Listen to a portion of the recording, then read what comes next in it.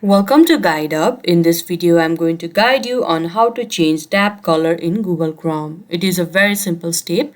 Firstly, open your Google Chrome. Now at this Google Chrome page at the bottom right, you can see the option Customize Chrome. You need to click over there. And here you can see various options like default Chrome, change theme. Likewise, you can also choose the color. For this video, we are about to choose colors, so you can see tons of options over here. Now all you need to do is choose according to your choice. You can also customize the color by clicking over here. Here you can pick the color yourself.